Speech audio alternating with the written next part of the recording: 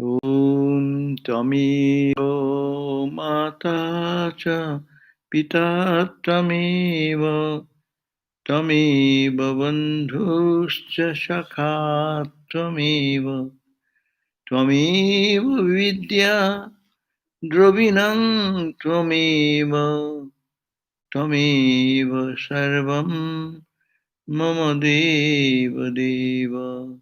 Om Shanti Shanti Shanti. O Lord, you are my mother, you are my father, you are my friend, and you are my everything. You are the knowledge, and you are the wisdom. You are everything, O Lord of Lords. Om, peace, peace, peace be unto us all. So we are again back to our Narada's way of divine love. Last time we have gone through the verses about the different opinions about the bhakti, what is the sign of bhakti, devotion. So today we'll just make a synopsis of that and go to the uh, next part of it, which has been mentioned as the next chapter in the book. Is it is not a chapter, but it is just a subdivision to say next it starts with a how to attain supreme love. We'll start. But today we will read 33 verse. But before that, as usual, we'll go through the verses quickly which we have read. So what has been said is that this bhakti on the verse number 25, it has been said that this bhakti, this love, devotion is greater than karma, greater than knowledge, greater than yoga, because next 26th verse said, because result of bhakti is bhakti. You love and you become a devotee, automatic. And also, but this does not happen to anyone unless one is humbled. So God does not like a proud person, egotistic, egocentric person. God dislikes. And also God is very kind to the lowly who is humble. Therefore, it is humility is a sadhana, spiritual practice. And in devotion, one should humble down himself. 28th verse he said, some people, some of the teachers of Bhakti school, they say that you cannot have Bhakti unless you have your knowledge about whom you love. So they say, Tasya Jnanameva Sadhanam. Knowledge is the sadhana you have to practice. Know whom you love. When you know that he is the highest, then your love becomes stable. And if you know, oh, you love somebody, and you know he's much better than that, then your love will move to that. Anything we love. If you had one type of food you are having and another type of food, oh, it is much better, these are the health result and all the good things, then your mind bends towards that and your love goes away from the other type of food to the new type of. So similarly, this is the thing you should know God is all pervading, God is all kind, and it is whole universe, God's creation, there is nothing but God. Unless you know that, the supreme idea of God, so jnana is a spiritual sadhana. Some say, no, not bhakti, which is humbled, not jnana, but both. It should be jnana also, a part, and also humility should be practiced side by side. So anna astrayatam ittat. That some teachers of bhakti school say this bhakti and this knowledge are interdependent.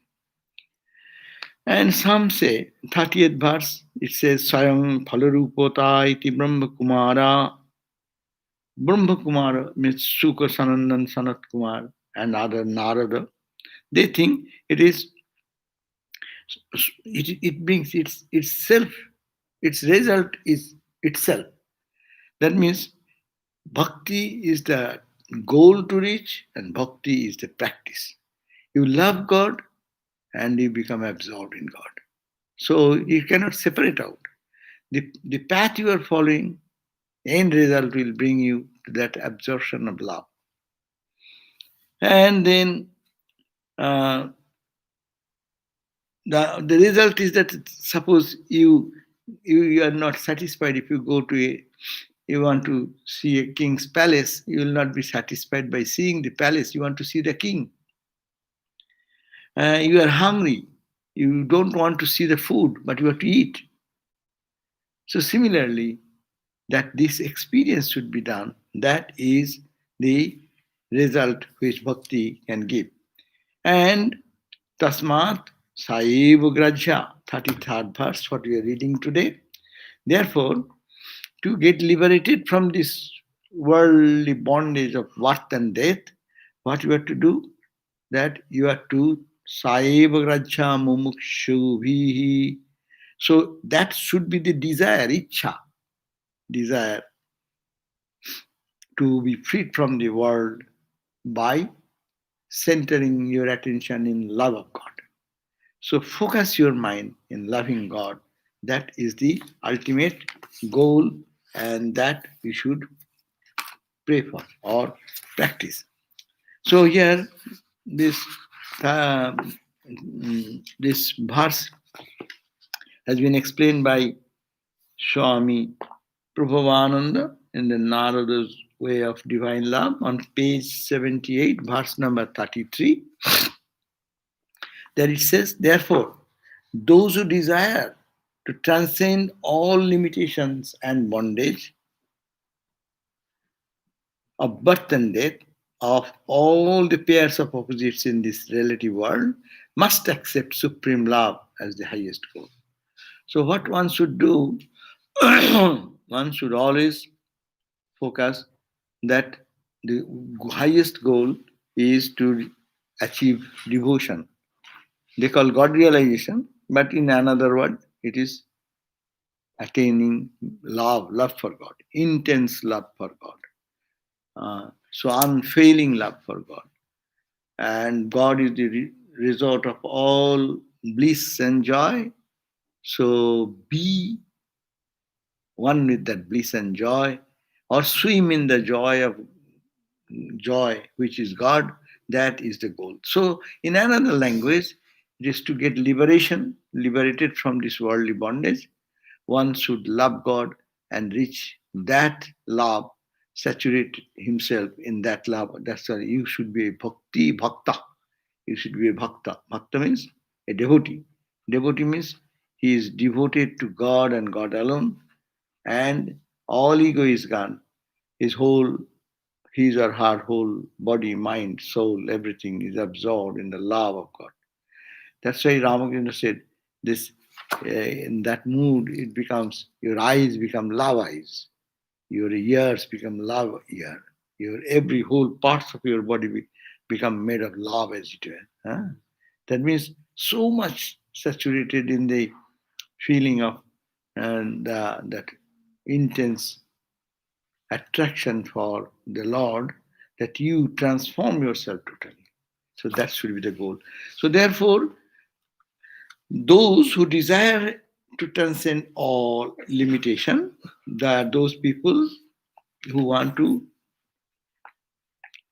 free from the worldly bondage or wants to be liberated, so they should have to take shelter in the practice of devotion.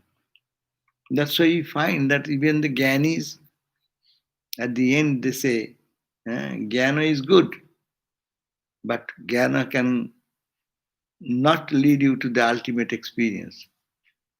It gets stuck here in the brain.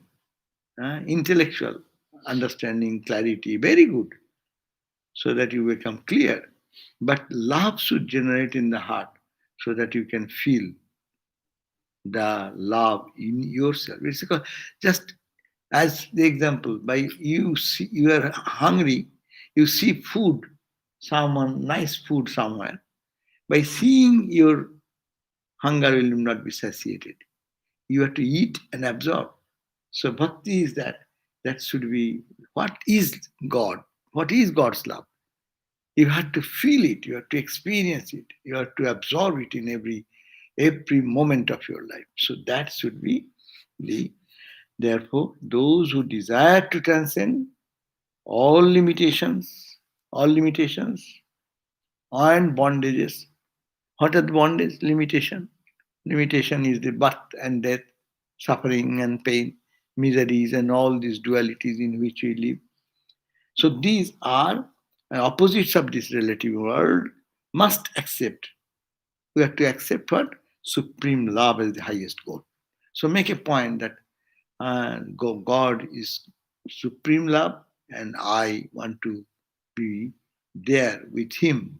It's a, Bhakti keeps a little separation. So I want to enjoy the bliss of the Lord in His presence. So they are in along with Him, Salukko, Sajujjo, very close to Him, Samipo, in front of Him, like we can see face to face. Sarsti, all these different types of closeness to God. And that's why even the concept Krishna Loka, the plane of Krishna, people, Krishna Bhaktas, they say, after death will go to Krishna Loka, Govinda Loka, Golok, Govinda Loka. So Govinda means God, where that plane you go. That means you live in the proximity of that. Ramakrishna devotees may think that we go and live with Ramakrishna. Think that you have been in Dakshineshwar, not this physical Dakshineshwar, but spiritual Dakshineshwar. There, Sri Ramakrishna is singing, dancing, going to ecstasy. Holy Mother is there, Swami Brahmananda, Swami Vivekananda. All they are around, Gulab Ma, Jogin Ma, all this. All are there, and you go there. And you in that environment, you are roaming around. See, it's joy, mart of joy. Where is suffering? Where is death? Where is life's another problems? World is not there. So Bhakta wants to live in that proximity.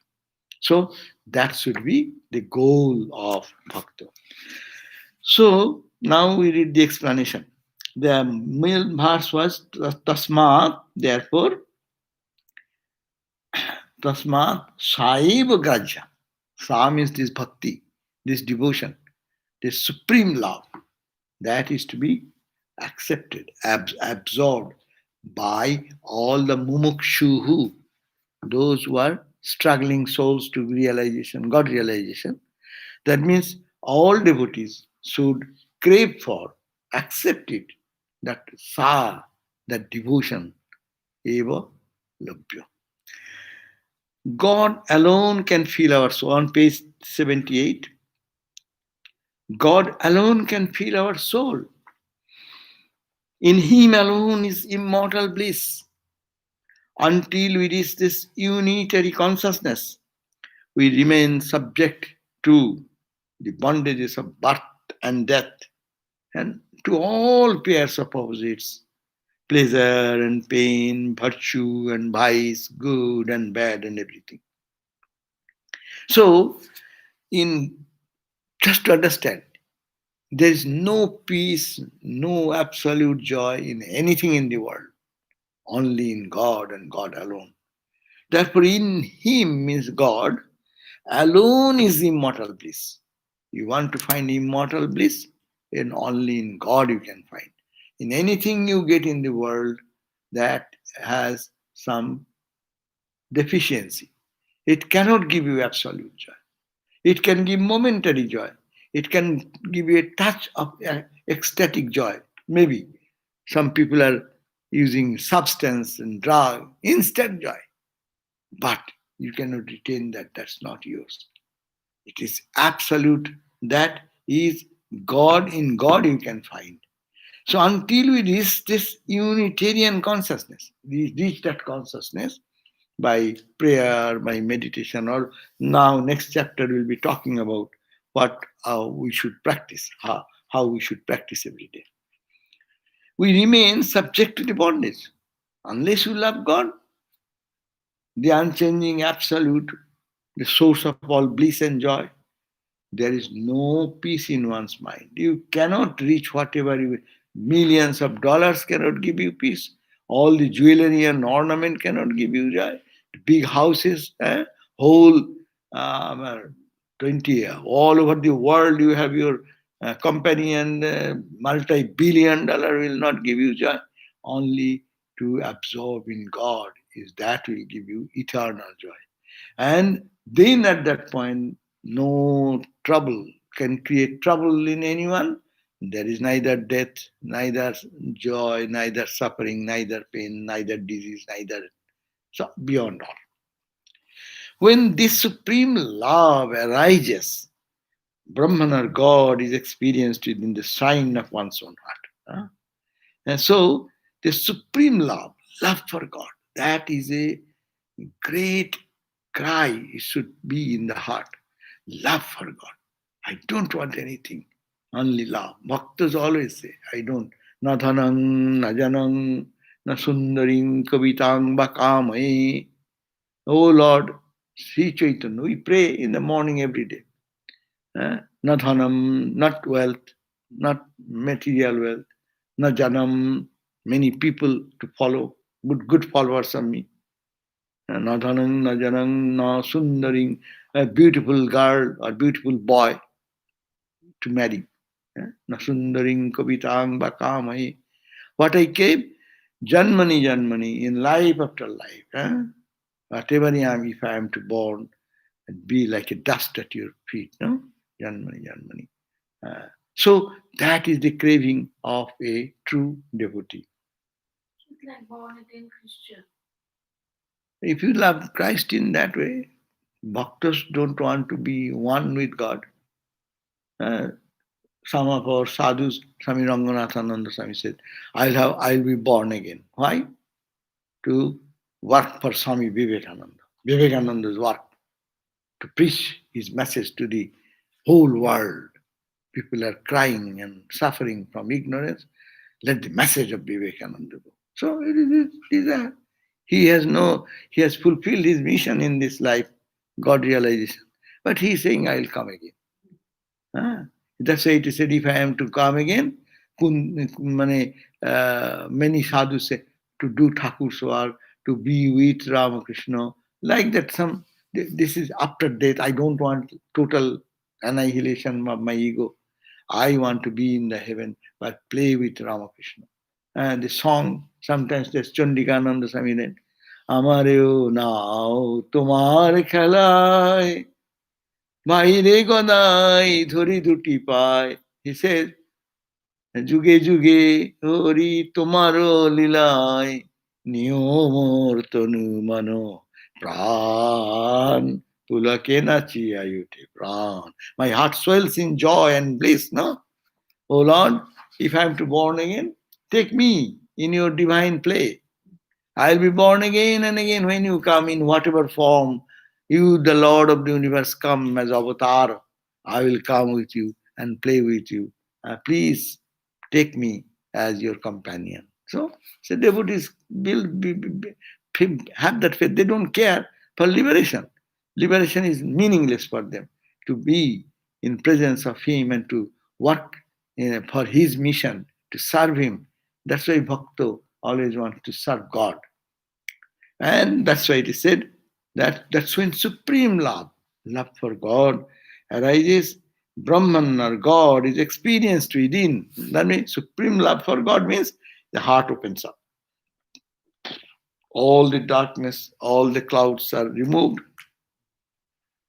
And in the sign of our own heart, and the same reality is seen here. As you see here, you see with eyes open everywhere.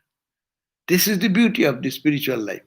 As much as you open up in your heart, as much love you generate in your heart, the Atman, the spirit, and the joy swells in your heart. And it will not rest here only. Whatever you look, whatever you see, you will see the spark of that joy everywhere. That's why I always suggest that when you have a good meditation, just go outside and you see how nature is so beautiful that day. Wow, what beautiful flowers. The morning is so beautiful. The trees are so peaceful. The sky is so, and today so many birds are chirping. Every day they are chirping. But that does not become so sweet. The day you are in sweet in your meditation and love for God, that day it reflects everywhere. And when that day when meditation becomes a struggle, you become very annoyed with the mind. You come out everything. See that man. See this. See this. The tree has become dried out. See the flower is bad. Another day, the dried flower that itself is a source of joy. That means when your heart swells in love for God, you see here only and also see outside. That's the beauty of spiritual life. Sri Ramakrishna said once to his disciples who were seated before him, what he said? Quote, I see Rama, the supreme being, seated before me in so many forms. No? We see that so many human beings. Ramakrishna said, you are all sitting, I see all Rama, Rama, Rama, Rama. And one Rama in so many costumes. I see nothing but Rama. So that will happen. As much joy, that much you see outside. As much your Ishta meditation, you see that Ishta reflecting everywhere. That is result of your Chandogya Upanishad. We read, what we read? Infinite is below, above, behind, before, to the right, to the left. Huh? Atma adhastat, Atma uparishtat, Atma uttarata, Atma dakshinata, Atma purvata, Atma paschimata. Huh? That Atman is in the east, is in the west. হ্যাঁ ঠিক আছে বসুন যেখানে বসুন যেখানে ইচ্ছে বসুন আরে so Atma everywhere. Atma that means that is the real experience. Devotion can take us to that level. So it says that infinite, that's why it says Atma is below, Atma is above, self. And another way, infinite is the self is below, above, behind, before, to the right, to the left. I am all. I am all this. I have become all this. One who knows, meditates upon, and realizes truth of the self. Such a one delights in the self, reveals in the self, rejoices in the self. So when we develop that love for God, then you see love everywhere. And that is the point, that whatever the scientists, look at that. Scientists, there are 20 people you bring from 20 special disciplines. You bring one physicist, you bring one chemist, you bring one, say, astronomy person. They will be sitting in the same place, but they are seeing something else. Those who are working day and night with the bacteria, no? With under the microscope and this and that. They sit here, they will see everywhere. This my bacteria.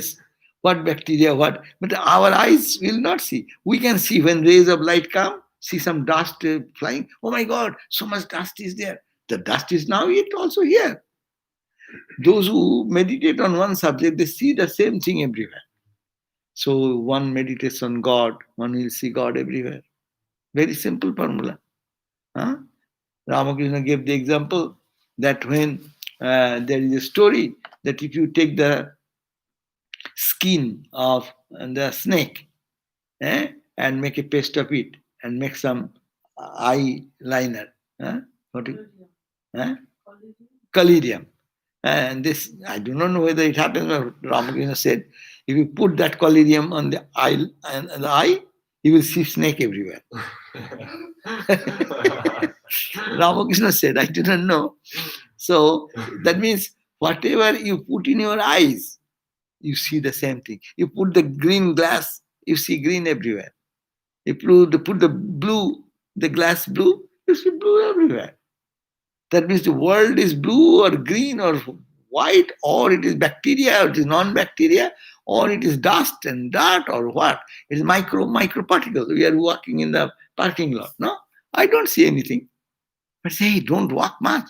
Here is always micro particles, micro rubber. And there's always the freeway and this going on. As a micro particle is entering into your lungs. True, but I don't see it. So I say, no, it's very good. Uh, So, so if these are the realities of physical life, so spiritual life also, if we can charge our heart with divinity, with love for God, that love will manifest in everywhere. That's why you find the bhaktas, they love, they, as much they are developing inside, so much love, so much compassion, so much empathy, sympathy grows with them spontaneously. They become a loving person. They become so much considerate for others' difficulties and suffering. They go out of the way to help others, even risking their own life. So that is the spontaneous thing. There is a sign of spirituality. One person is saying, I am spiritual, but if you are becoming selfish, that's why Swami Vivekananda said, if you are selfish and become spiritual, there is some problem. It is not. You are meditating, also becoming quarrelsome every day. Eh?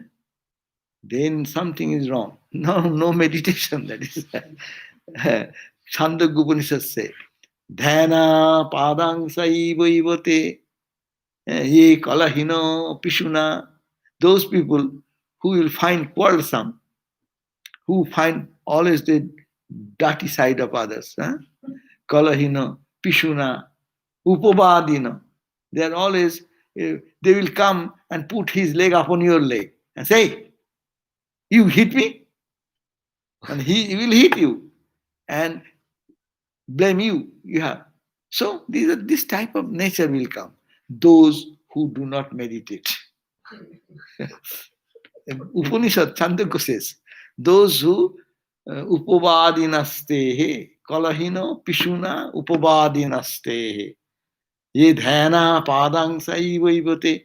And those who meditate, they will be shanta, they will be peaceful, they will radiate peace, they will give peace to others, they will be source of joy to others.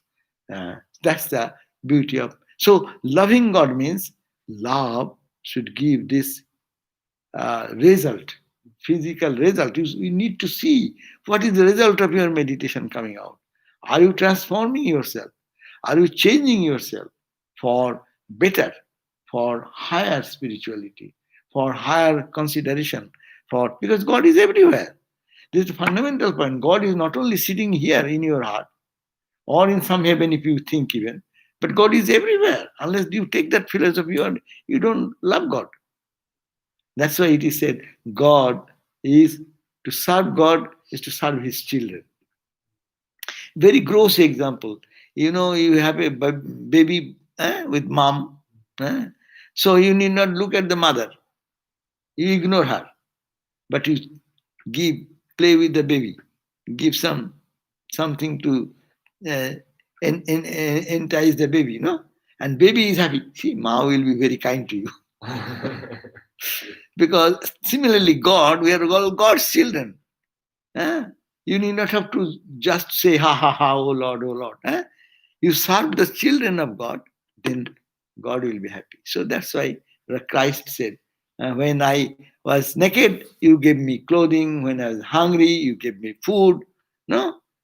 Are you hungry people? And he is saying, you gave me clothing, you gave me food. Yes, that is the service to God. So that's the Vedanta in the Ramakrishna order or in Vedanta movement. That is the prime philosophy.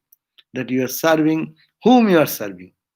You are serving God only. So bring that love along with that. Otherwise the karma will be sweetened. Karma is dry. Karma is always something rubbing.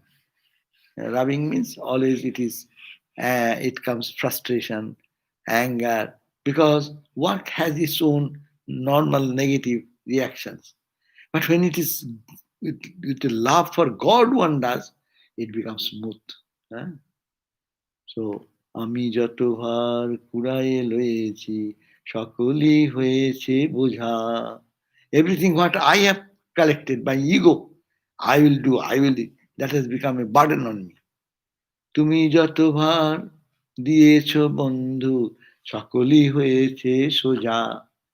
You have given some load on me. But whatever is come from you, if I understand it has come from you, it has become easy to carry. So, so love God, that's the criterion of it. And with that love, as one develops, the heart opens up, and then that heart opening gives the joy here, as also his vision changes. He sees God among all, and God's children are God in the heart of all. The other way also, like the Skandamata form in that Navadutta, if you please Skandamata, then by default you get the blessings of Skanda, the children, the child of Mother. That is okay, but we are getting everyone is pleasing the skanda, huh? But not God. Say the child, you please the child, but you forget Mata is pleased automatically. But everyone is charging some of his son or forgetting God. They are not getting the same benefit. So you have to understand that to this service I am serving God. So that will open up the heart. And that's a love for God is the key point. How shall I love God? Loving his children and loving God here and serving God, thinking of God. Marana, Dasso. We read the other book, Dhairjat, 7, 8 stages we read that we forgot already. Or the book we read before, Nectar of Bhakti. Bhakti Ratnavali, Nectar of Devotion naki chilo. Anyhow, so Shankara describing the state of an illumined soul who has attained the Unitarian consciousness says, what he says, no matter what he is doing, walking, standing, sitting, or lying down, the illumined seer, whose delight is in the Atman, lives in the joy of freedom. According to Vedanta, he lives in freedom, whether he is sitting, whether he is standing, whether he is working, whether he is even in the ordinary way of behaving with human being. But his heart is filled with joy and he feels the freedom, eternal freedom. So this describes the illumined seer who has attained the supreme love, the complete unfoldment of divinity. That must be the goal of human being. So this is the verse number 33. I will read it from the other book also. And here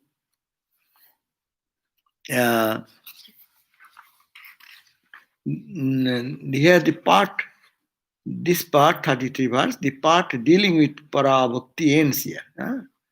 What is the sign of Bhakti? Parabhakti, that definition of Bhakti ends here. Parabhakti, the Para means the supreme, Bhakti means the love. The love we have, that is called Bhakti or devotion. But Para means supreme love, pure love. That is the highest realization, which is of the nature of liberation. That Bhakti, we love everyone. That love does not make us free. Rather, that love makes us into bondage. When we love anyone, minus God, only because of the beauty or the personality or the education or the money or the wealth, whatever, it does not give joy. It gives momentary and then it goes away. But if it is loved with God, it's God in that, that's why I love, then that turns gradually to Parabhakti, supreme bhakti. So Parabhakti is the highest realization, which is of the nature of liberation, that brings liberation. A religious aspirant should always therefore accept it as the summit of all values. It is not an auxiliary value, or a means to a higher human end. Bhakti is not a means to reach somewhere. Bhakti leads to parabhakti. This love for God, practice, practice, practice. When it becomes intensified, it becomes intense love. And intense love is leads you to freedom. Main thing you have to understand. You can love anything in the world, but understand, is it giving you freedom or is it making you bringing you in bondage? If it brings in bondage, whatever you name it, how much sugar coated term you can use it, but it is not love. It is degrading you. So it is the all a religious aspirant like us should therefore accept it as the summit of all values. It means this parabhakti, the supreme love, as the uh, summit of all values. It is not an auxiliary value. Okay, auxiliary value means primarily you get this is an extra. Auxiliary means here extra. No, you do this, you go sometimes, you buy one, get one. No, you buy one, but you get one. It's auxiliary. It's not auxiliary. It is the goal. This devotion is the goal. And devotion mature, mature, mature, lead you to supreme love, parabhakti. And it is not auxiliary value or means to reach somewhere. No? People say, okay, by this, as we say in Vedanta, this is distinction. Vedanta, you say you do your meditation, you do your prayer. For what? Because it will, God is already with you. It will only remove the dust and dirt. So dust and dirt removal is your sadhana, but it is giving the result. Result is liberation. So, but bhakti is not that you wipe out your dust and dirt and you will reach somewhere else. You practice bhakti, you practice love, you cry for God, you weep for God, you feel the pangs of separation with God, and following this, you become absorbed and absorbed and absorbed in God. What a beautiful idea. Your practice of bhakti. What is the practice of bhakti? Normally, devotion. Oh Lord, you are my own. Please help me. Prayer with the tears in the eyes. Another day, oh Lord God, I didn't see you. And Ramakrishna taught us what is pure love. And if that love increases and increases and increases, that will lead us what? To that love only. You will get absorbed in Him only. So the same practice is leading to the absorption, deeper absorption. Same love is leading you to the parabhakti, supreme love. Huh? And that parabhakti gives you what? Gives you total freedom. Freedom from all suffering. Suffering will be there. You will be unaffected. Pleasure will be there. You will be unaffected to the pleasure. Pain will come in life. You will be unaffected by that. And that's a total freedom. You don't care for anything in the world. Huh? So you become totally absorbed in that. So Haridas, there is a story of Javana Haridas. Javana means Muslim. He was born in the family of the Muslim, and and then he fall in love with the chanting the name of uh, Krishna, Krishna, Krishna. Huh? And being born as a Muslim, and if you take the name of not of Allah and do something, that is very much punishable uh, and punishable and torturous. So the people complain that this man is born in a Muslim family and she is day and night saying Krishna, Krishna, Krishna. And it went to the judge, it's called the uh, Hakim. And the judgment came. You ask him to stop the name, don't take Krishna name of Krishna anymore. Take the name of Allah. But how much you say, he goes on repeating Krishna, Krishna. Then the judgment came that take him to the marketplaces. And so the punishment, what is the punishment if you don't follow your own religion and take the religion of Hindus or Krishna, Krishna, gods and goddesses, the punishment is this: you will be caned to death. So, so not in one place. Cane one place.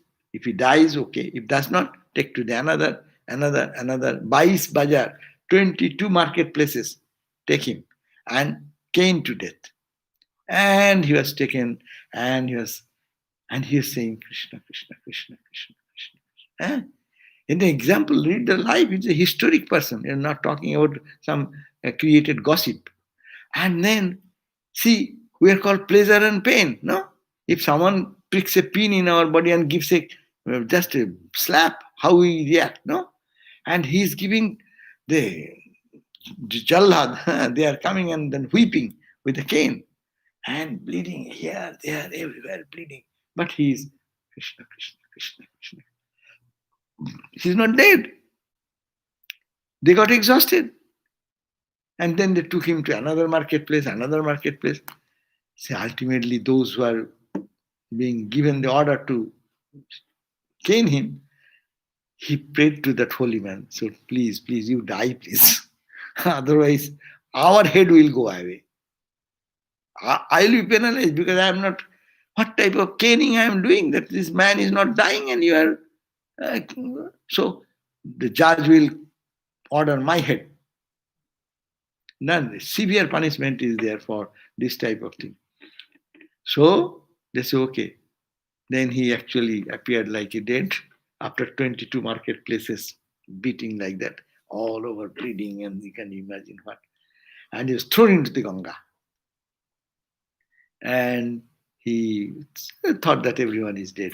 But he, by God's grace, he was saved and he went out. And then whole life he led in that Krishna, Krishna, Krishna. And he was the companion of Sri Chaitanya, the ISKCON. The founder of the movement is Sri Chaitanya. So as Sri Chaitanya, when he really died, he is a Muslim. Hindu Muslim, no. He's a devotee. Sri Chaitanya took his body and just took him to cremation. Cremation or what he did, I do not know. But in Puri, Jagannath's place, he himself took him. Bhagavan, God himself, took the body of that Muslim guy and took him. And he was staying with Sri, Krishna, Sri Chaitanya for a long time in Puri, Jagannath. Puri is like Jagannath's place is the place like Ramakrishna in Dakshineshwar. So Sri Chaitanya in Puri. Sri Chaitanya's stay was in Puri. So I'm saying what is that see the force and power of the Lord's name. And that man is so absorbed in God's name, so much of going into the body, all bleeding and almost one cannot survive to such caning. And 22 marketplace, one after another, one after another. And he is not injured, suffering. He is totally absorbed. See what type of love he has got, how his mind is absorbed in God consciousness. That is called the Para-Bhakti. That is sign of Para-Bhakti. And he is not angry with anybody. He is repeating the name and what is happening. The body is going through. What can I do? Huh? So can anyone think of that? Huh? That is called spirituality. Whatever external thing happens, they are not touched by it, not bothered by it. So higher, a religious aspirant should therefore accept it as the summit of all values. It is not an auxiliary value or a means to a higher human end. The Bhakti school consider moksha liberation in any other form than parama prema or supreme love as stated above. Trivial. As stated above, trivial. The following statement, Narayana para shanta na kutaschana vibhyati, is quoting from Bhagavat, that those mind gone for the Lord Narayana Krishna, na kutaschana vibhyati, they don't get frightened for anything. You give their life and death threat or kill them or put him to torture, they don't uh, crave for anything. Sargo, apavargo, narakeshupi, tullarthadarshino. They see whether you keep him in heaven or in hellish punishment, or they, for them it is both are same, because their mind is not there. They remain in the divine realm. Also another quotation is giving, Dharmartha kama maksheshu necha mama kadachana nishinga pancharatra tatpada pankaja sadha jivitang diyatang mama. A prayer. eh, I have no desire for falling to be righteous, to be moneyed man, to fulfill my desire, or even for liberation. I have nothing as such. I only want that give me devotion so that I can hold on to your feet till I live in the world. Bhukti mukti pradaspriha javot pisachi na hridi vartate tavad bhakti sukhasantna katham abhudayet bhavet. Jiva Goswami says, Mukti, Bhukti Mukti. Bhukti means bhoga. Mukti means liberation. Spriha, this desire that I will enjoy this, I will be liberated. This type of desire is also, when it's gone from the heart, so long it does not go from the heart, tavat bhakti sukha sat na katham abhudayat. You will not be saturated in bhakti unless that desire also goes, that I don't care for liberation, even I don't care for suffering, I don't care for liberation. I love you, oh Lord, I love you and love you and love you. So that is the verse number 33. Now today, as I said, we'll start 34, which the chapter starts, a new chapter in the same verses. They are made sub chapters, but this chapter in the book is called the How to Attain Supreme Love, chapter 5 on page 80. What is that verse? The verse says, now the sadhan. Sadhan means these are good things, but you have to practice. What to practice? How to be a bhakta? Mere talking will not do. Reading books will not do. Huh? So you have to practice something so that your heart swells in the love of joy. It becomes saturated and absorbed in God's name, and you find pleasure in His name. And how will you follow? What will you do day by day? So those are the sadhana. So prema rupa bhakti sadhan, and the sadhan means spiritual practice of this bhakti, prema rupa, which leads you to intense love for God. Bhakti may be ritualistic bhakti. You go to the temples and churches, they are doing bhakti. In a Christian church, it's a bhakti upasana. You go and pray. Major thing is you pray. Bhakti. You put candle in Mother Mary's place.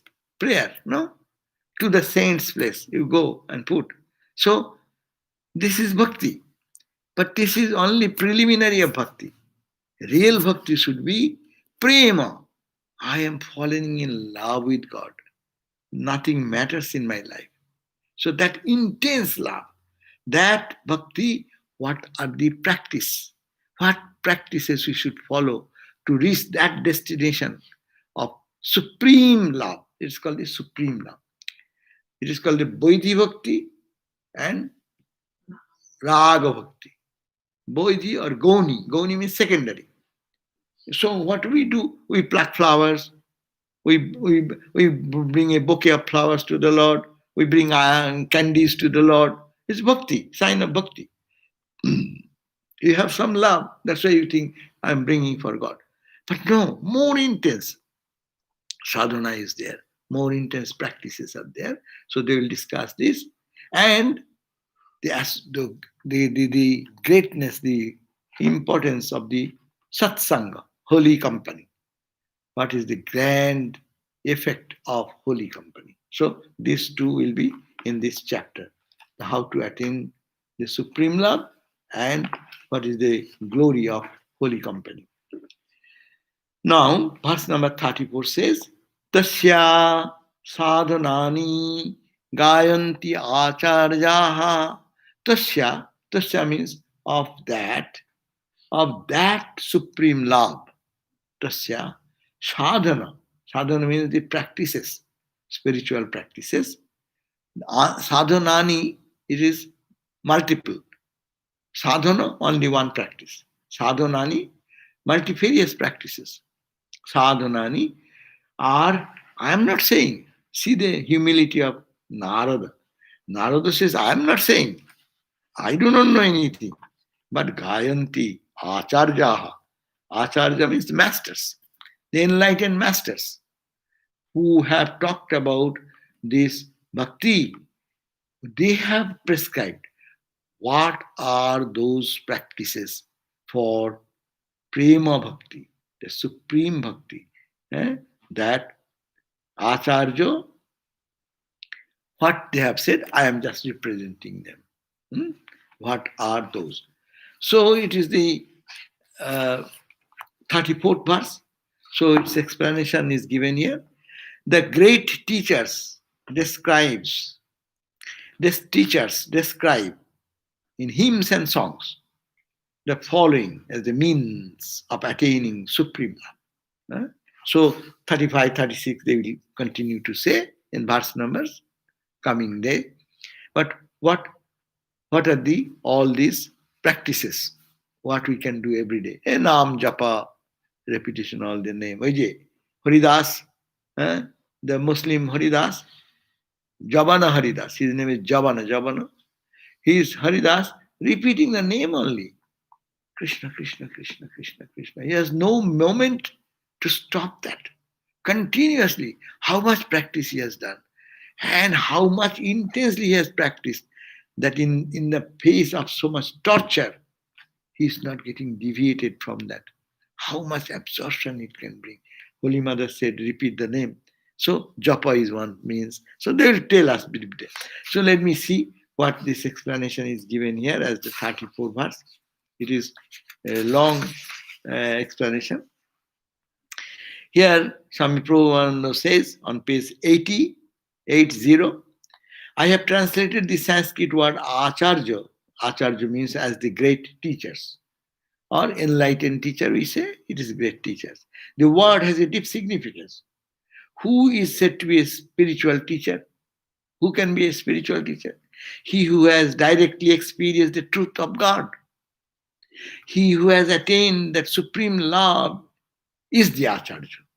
He is a teacher, he is the acharya.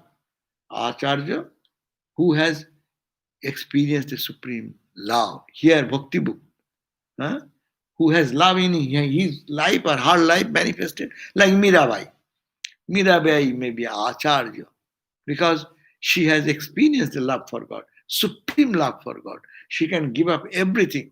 And she was a queen, gave up her that palace and all the how much humiliation and torture she had to go through because she loved Krishna. Like that. Javana Haridas is one example. Mirabai is another example. If you read the life of Mirabai, wonderful you will find. And you read the life of Alwars in the South India, how they dedicate themselves for loving God. He who has directly experienced the truth and who has attained that supreme love is called Acharya, the real teacher. He is moved by compassion for his fellow beings and helps the spiritual aspirants to realize the same truth. There is power behind the words he speaks. Mere book learning is of no avail. So they have practiced so much and they don't sit idle. They see our suffering and they come into our life and just advises us, gives us their counseling. But they are not, they themselves are established in joy. That is the major point. They are full of joy, full of love for God, and they get absorbed. And she sees that children are suffering so much, so they go and help others. They are called acharya. Definition of ideal teacher. Acharya means ideal teacher. To quote Shankara, Now he is quoting from Vivek Chudamani. He says, erudition, Bhagvaikari, Shabda Jhuri, well articulated speech, Shabda Vyakhanu Kaushalam, a wealth of words, and skill in expounding the scriptures, Tadvad Muktaye, Natu Muktaye, these are all giving pleasure to the learned, but they do not bring liberation. Huh? Study of the scriptures is fruitless as long as Brahman has not been experienced. They are talking about Brahman. Here is bhakti for God, love for God. Now the question arises, what need is there to practice spiritual disciplines? For we have already shown in Aphorism 30 that supreme love or the experience of Brahman is not an effect, nor is it dependent on any cause. And God is already there all the time. Huh? You do not have to bring God from somewhere else. Oh, he's waiting there. Okay, sir, please come to me. Huh? No, he's already now. At this point, he is here. But I do not know. I don't experience. Why? There is a barrier. There is ignorance. There is my cravings. My mind is distracted to thousand things in the world. I love this, I love this, I love this, I love this. Because I love this, mind does not love God. So that is not to bring God, but to reduce our desires from outside things, which are momentary, which we know that not eternal. So that supreme love does not generate because of this. It is already an accomplished fact. The divinity is already there within each human soul. It is Vedantic term. You can say the God full of love is there within everyone. Only there is ignorance covering it. As we read the gospel according to St. John, what is that quote? And the light shineth in darkness, and the darkness comprehended it not. No? There in the darkness, there is the light. That's why in the song of Mother Kali, we sing such song. They say, what they say? Nibido dhare matu chamukeo rupurashi. In the deep darkness, there you stand, and your bright, brilliant light emanates from yourself. That fulfills my heart. So here the Saint John is saying, and the light shineth in darkness. That light of the self shineth in the darkness, and the darkness comprehended it not. Spiritual disciplines are needed to remove the darkness or ignorance. This truth on page 81 is also emphasized in another way by the doctrine of divine grace. As we read in Katha Upanishad, the self is not known through study of the scriptures, not through subtlety of the intellect, not through much learning, whom the self chooses, by him is he attained. Verily, until unto him does the self reveals his true nature, true being. But whom does he choose? The Upanishad says, who is chosen by him? But whom he chooses? He chooses him who longs for him. He is asking to come. You ask, help him to come to you. He is not attracted to you and he is busy with other things. If you go and say, hey, will you come? Why he will come? So if we are busy with the world and worldliness, if God calls us, why shall he come? I have my busy schedule here. That's why people, even many are called, but the few are chosen means few people respond to that call. Sri Ramakrishna used to say, practice the spiritual discipline as taught by Guru, and then that longing of yearning for God will arise. The darkness of the night vanishes when the sun rises. Weep for him, yearn with a longing heart, and the sun of knowledge will arise and darkness will vanish. This is the overall truth again and again.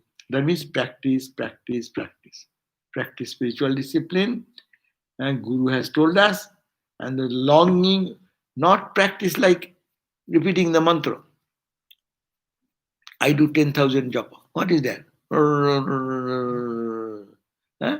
Only repeating the name and running on their wheel. No? Buddhists do that. There is a prayer wheel, they call prayer wheel. They hold in the hand and then say, Om Mani Padme Hum, and give a good push, and it starts rotating. As many times it has rotated, that much is japa. They have made it more mechanical. But no, with meaning, understanding what you are praying, your mantra should be so deep, it will touch your heart. You'll feel, nay, after practice, some days you'll feel that you are practicing. Once you are saying, your heart is as if feeling the touch of that connection with God. So that type of weep for him, yearn with longing heart, and the sun of knowledge will arise. Shankara points out faith, devotion, and constant union with God through prayer. These are declared by the sacred scriptures to be the seeker's direct means of liberation. Shankara also says that faith, devotion, and constant union with God. God is there, faith, devotion, I'm practicing to feel His presence, and with prayer, when you are trying to unite with Him. So these are the declared with the sacred scriptures, seekers' direct means of liberation. A buried treasure is not uncovered by merely uttering the word comfort, comfort. You must follow the right direction, dig, remove the stone and earth from above it, and then make it your own. In the same way, the pure truth of Atman, which is buried under Maya, and the effect of Maya can be reached by meditation, contemplation, and other spiritual disciplines, such as the knower of Brahman may prescribe, but never by subtle arguments. So it is Shankara says that you have to dig the ground. Apto thito khananam. Shankara says in Vivek Chudamani that you know there is a treasure in the ground. No, what you do? Oh, there is gold, there is gold, there is gold. Gold will come. You will have to dig that. And if you dig, you will find after some time there is a stone come. Cut the stone. Dig further. Go, there will be some other obstacle. Go, go, go, go, and you will receive the gold. So similarly, dive deep, dive deep, dive deep. Ramakrishna said, Dubu dubu dubu rup shagore amar mon. Oh my mind, dive deep, dive deep, dive deep into the depth of my heart. No? So we end here. We'll have to read another 1.5 page. We'll read the next day. So this is the point we have started to know to how to attain that supreme love. And we are on the verse number 34. We read up to little bit of that and we'll finish it or we'll read it next day. Okay, thank you. Thank you, Swami. So there is some question. Let me for a few seconds. How to become dispassionate towards the world and at the same time be helpful and serve and overlook their negative attributes as much as possible. Please share some story of Swami Vijnanand in context of supreme love. Yeah, it's a very big question. We have no time for all this, and we have already discussed how to become dispassionate. Love God. We are reading that. Huh? We have said that the story of the what? Story of the Javana Haridas, to repeat the name in so much absorption with love that is totally indrawn and is full of bliss. Though his body being tortured, he is not aware of it. So process is what? Let us repeat the mantra. Let us with love and affection. That is the way. Huh? Get absorbed, get absorbed, get absorbed. That we have to practice, deep practice. And Bhagyanananda Maharaj's life, yeah, you read the Bhagyanananda Swami's life, you can find it. We yesterday, no, day before yesterday, Anirban, if you can check on our YouTube, and then you in the after evening prayer, there was a short reading on Swami Bhagyanananda Maharaj's life. So you can read that and you will find that how he got intoxicated in the love of God. Okay? Thank you. Jai Ma. Om Shanti, Shanti, Shantihi. Harihi Om Tat Sat. Shri Ram Krishna Panamastu. Now at 7:30 we'll meet you again. And Nectar of Supreme Knowledge. We have done synopsis of chapter 1. We wanted to make it synoptic of all the chapters. But I do not know what we'll do. Okay, let us wait. The synopsis that you did was very helpful. Yeah. It was a good. I didn't watch the first chapter.